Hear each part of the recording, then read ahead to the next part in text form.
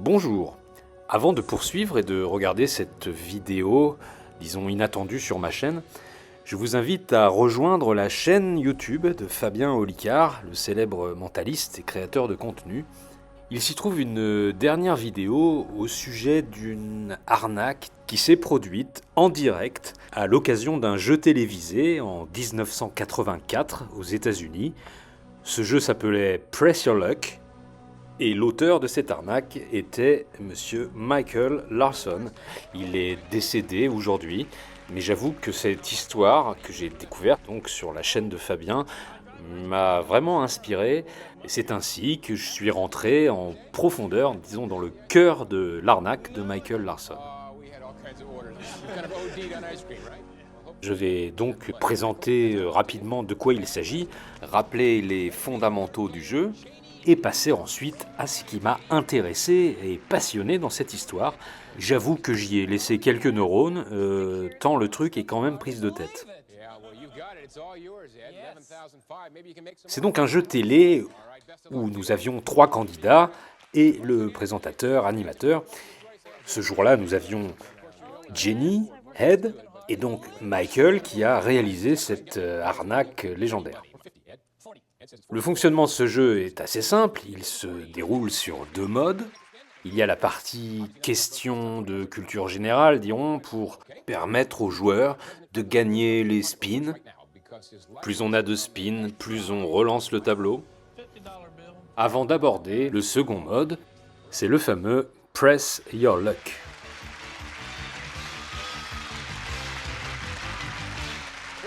Il y a ce grand tableau avec 18 cases, elles scintillent, elles clignotent, les valeurs de ces cases changent, et surtout il y en a une qui se déplace assez rapidement, et c'est grâce au buzzer que le joueur va pouvoir stopper la course de la case et découvrir le gain qui y est associé. Les gains étaient en dollars, donc vous aviez également des cases de biens en nature, des bateaux, des voyages, des vélos d'appartement. Il y avait la case banqueroute, donc vous reveniez à 0 quand vous retombiez dessus. Mais la case la plus intéressante, le cœur de l'arnaque de Michael Larson, c'était la case avec le gain en dollars plus un spin, c'est-à-dire la possibilité de relancer le jeu. La vidéo d'Olicard explique très bien tout cela, donc vous pouvez mettre ici en pause, vous visionnez sa vidéo, et puis revenez ici pour une suite, je dirais, à savoir le cœur de cette arnaque, et également quelques questions que je me pose. Je suspecte Michael Larson d'avoir fait différentes tentatives pour craquer ce jeu, notamment avec la musique, mais j'y reviendrai peut-être à l'occasion d'une prochaine vidéo, car ceci nécessite du travail et de l'investigation.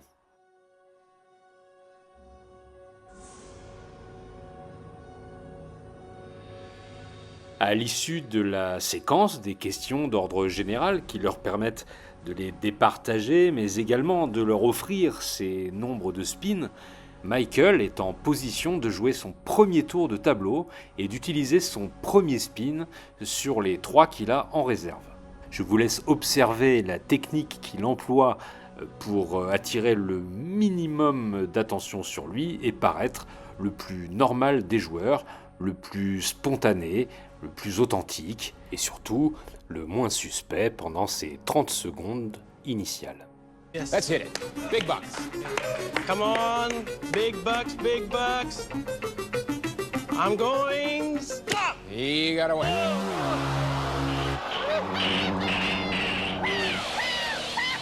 Michael, you only whammy 2 spins, no bucks. You want to do it again? Yes, I did. Here we go. Yeah, I did.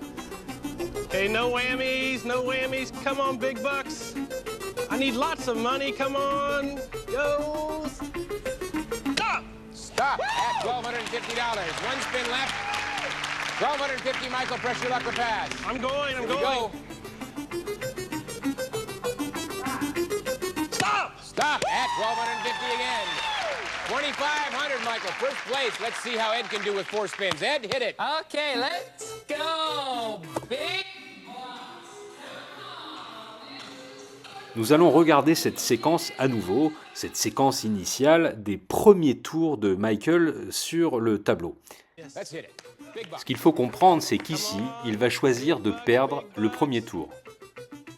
Vous noterez qu'il joue tout en parlant, en s'exaltant, dans l'émotionnel, comme tous les autres joueurs, sauf que Michael simule. Il peine à masquer sa gêne, on le voit ici se frotter ses mains. Et d'ailleurs, je pense à ce moment à Fabien Olicard, qui, en tant que spécialiste de ces questions de gestuelle et d'analyse comportementale, a dû se régaler. Dans ce second tour, Michael gagne 1250 $, mais il ne gagne pas de spin supplémentaire. C'est encore un choix de sa part. Il conclut son troisième tour à nouveau par 1250 $.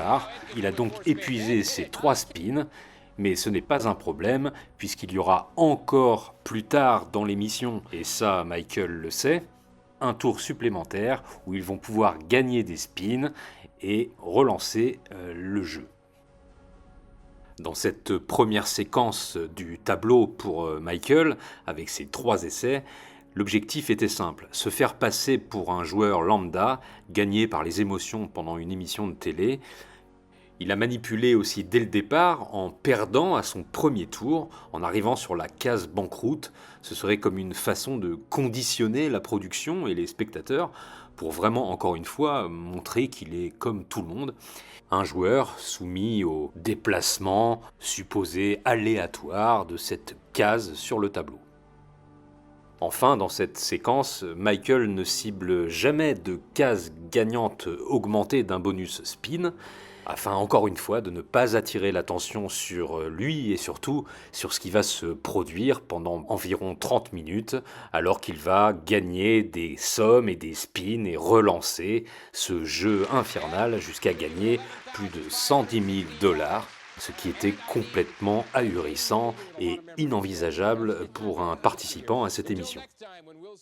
En comparaison, c'est intéressant de voir justement comment Ed, dans la séquence suivante, appréhende le jeu, le buzzer, les lumières qui clignotent, et on le voit tel un joueur boosté par la production. On leur dit effectivement d'être exalté, d'être finalement sans gêne, ce qu'ils ont toujours voulu être, au cœur du show. On est ici en 1984, il n'y a pas de réseaux sociaux, de Facebook, de live TikTok. La télévision est quelque chose de puissant. On le voit ici avec le comportement de Ed, c'est assez remarquable.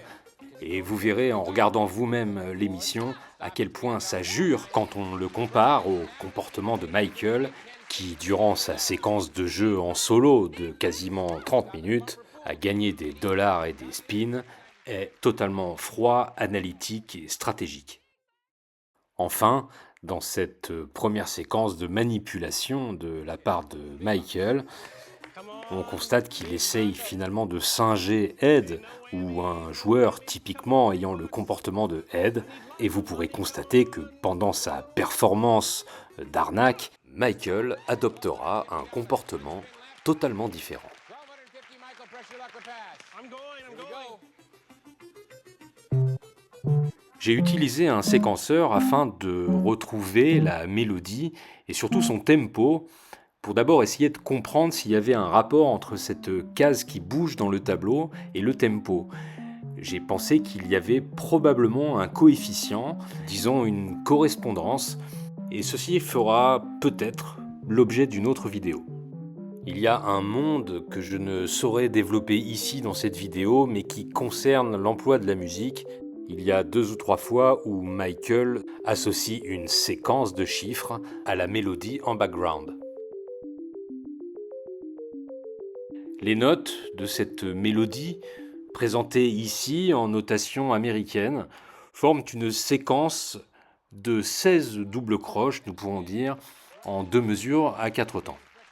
Le tempo, quant à lui, est de 194 BPM. Mon export fait, j'ai pu le caler sur la bande son du jeu télé et commencer à étudier la chose. Here we go.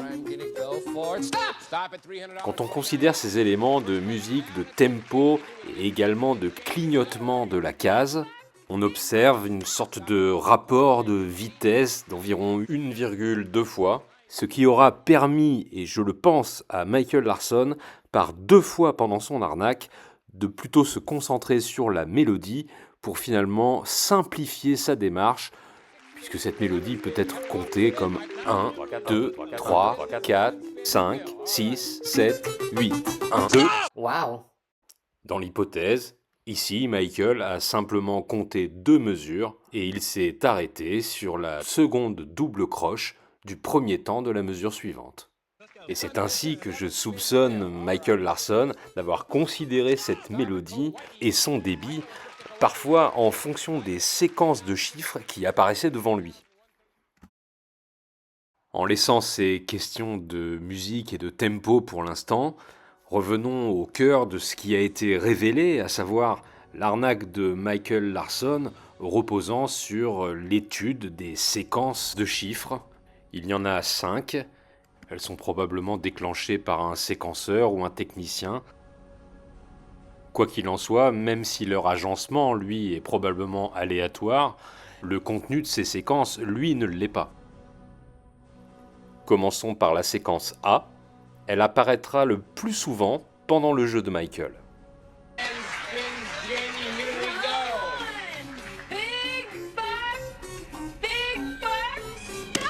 Stop at a bumper pool table, Janie. Valued at $6.95, third place, 9 spins. Here we go. For it. Come on. Big bucks, stop. Stop at $400, $1,095, third place, 8 spins. Here we go. Come on. Big bucks. Stop. Stop at $7.50. Brings your total up to $18.45. Donc je me suis mis en mode Michael Larson, effectivement, j'ai regardé la vidéo plusieurs fois, j'ai fait pause, fait des ralentis, afin d'isoler ces séquences qui parfois sont présentées par paires, comme vous le verrez dans l'exemple pour la séquence D, qui est couplée avec la séquence A. Stop at an air conditioner, Janie. Value at $4.95. That brings up to $41.08. About $1,100 more than Ed. 3 spins, press your luck or a pass. Oh, I'll have to go one Here more we go, time. she says. Here we go. Come on, no whammies. Come on. Stop. Stop it. Move 1 space to $500 or $300 and a spin. I'll take 500. 500, 46.08, first place. 2 spins left. Yes. Let's hit it. Big bucks. Come on. Big bucks, big bucks. I'm going. Stop! He got a win.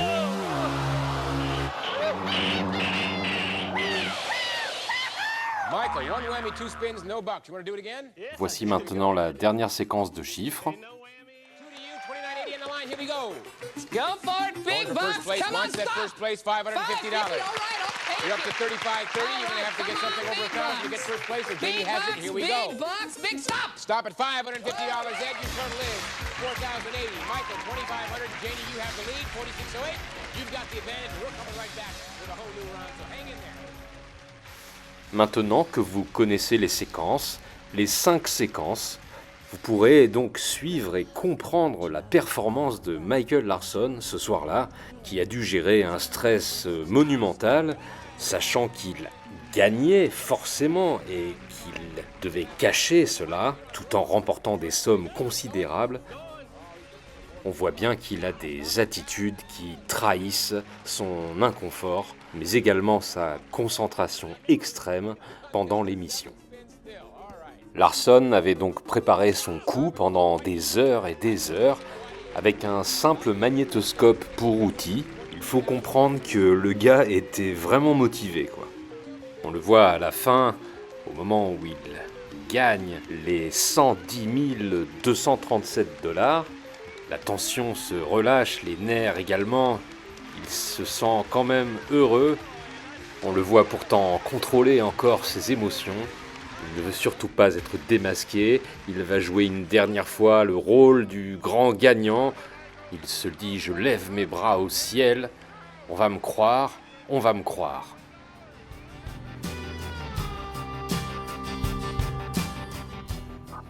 Merci à vous d'avoir visionné cette vidéo. Merci également donc à Fabien Olicard d'avoir raconté cette histoire sur sa chaîne. À ce propos, les liens utiles tels que le lien vers la vidéo de Fabien et le lien vers l'émission originale sont disponibles dans la partie description de ma vidéo. Alors n'hésitez pas, cliquez partout, abonnez-vous et à bientôt.